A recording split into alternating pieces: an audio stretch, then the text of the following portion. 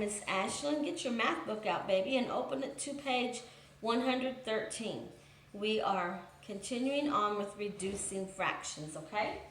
So if we have the fraction, I'm going to be working at section 1 right now on page 113, okay?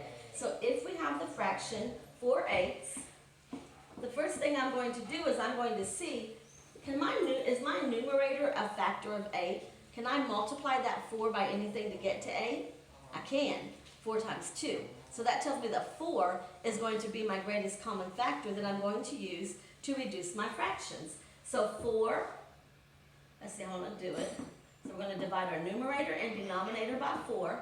So 4 divided by 4 equals 1, and 8 divided by 4 equals 2. So 4/8 reduces to 1/2.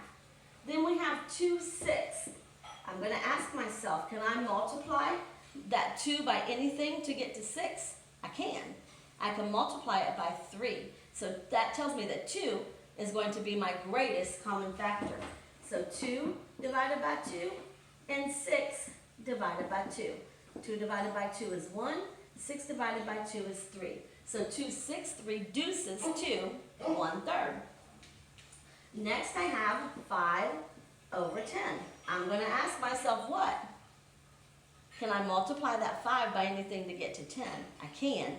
So that tells me that 5 is going to be my greatest common factor. So 5 divided by 5 and 10 divided by 5.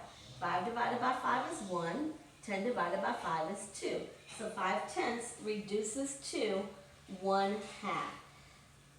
Let's go ahead and let's look at letter F, Ashlynn. Letter F, 6/10.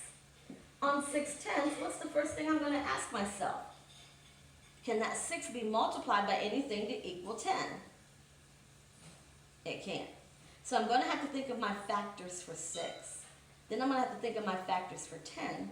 And I'm going to have to find the greatest common factor. So my factors for 6 are 1 times 6, 2 times 3. My factors for 10 are 1 times 10, 2 times 5. So the greatest factor from 6 to 10 is 2.